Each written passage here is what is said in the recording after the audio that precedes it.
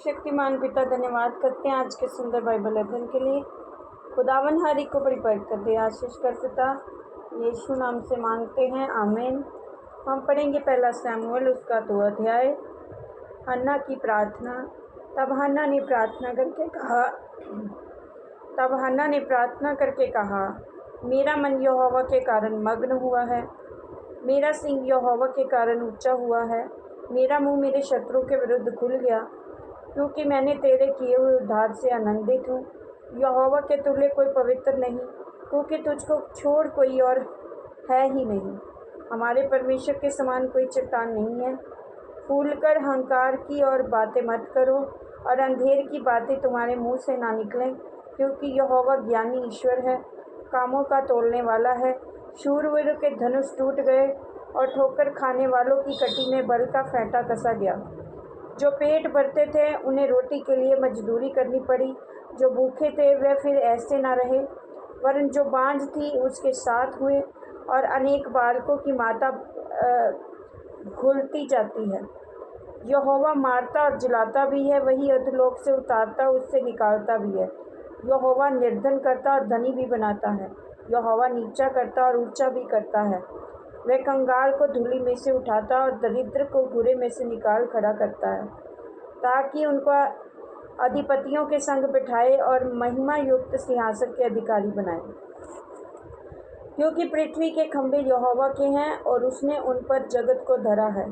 वे अपने भक्तों के पाँव को संभाले रहेगा, परंतु दुष्ट अंधियारे में चुपचाप पड़े रहेंगे।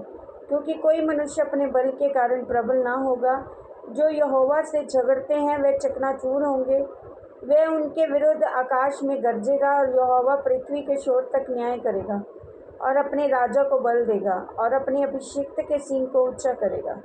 तब एल्काना रामा को अपने घर चला गया, और वह बालक एली याजक के सामने यहोवा की सेवा टहल करने लगा।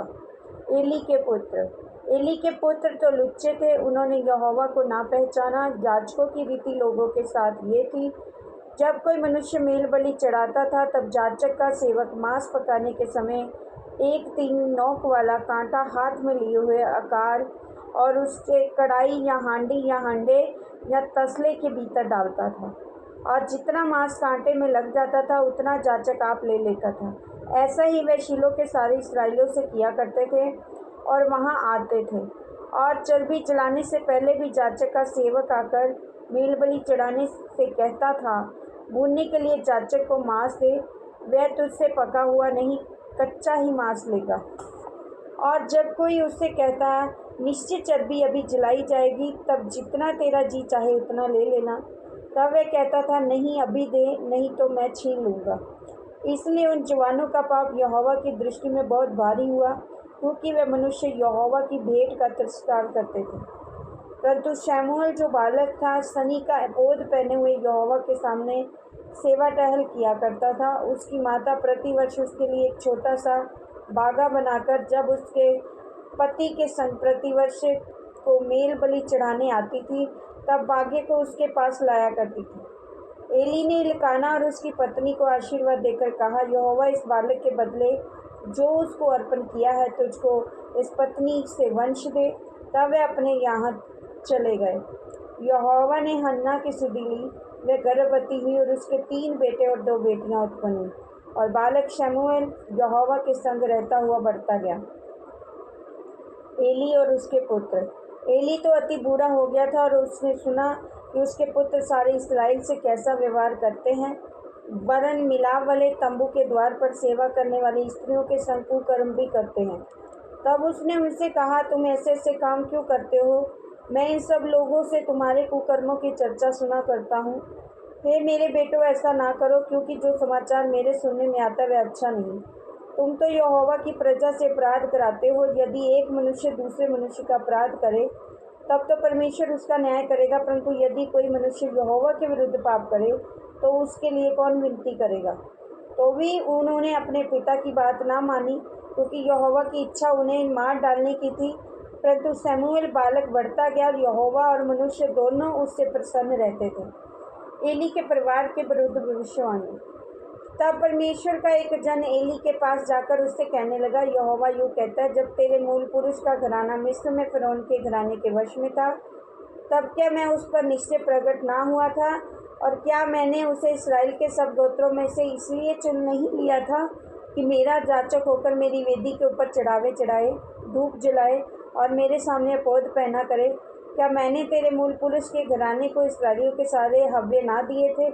इसलिए मेरे मेल बलि अन्न बलि को, जिन्हें मैंने अपने धाम में चढ़ाने की आज्ञा दी है, उन्हें तुम लोग क्यों पाँव तले रौंदते हो?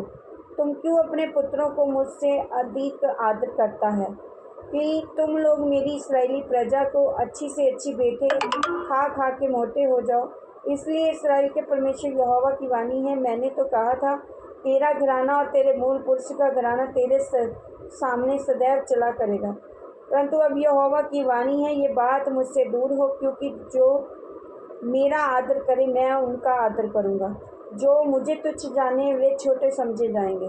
सुन, वे दिन आते हैं, तेरा भुजबल और तेरे मूल पुरुष के घराने का भुजबल ऐसा तोड़ डालूंगा कि तेरे घराने में कोई बूढ़ा होने ना पाएगा।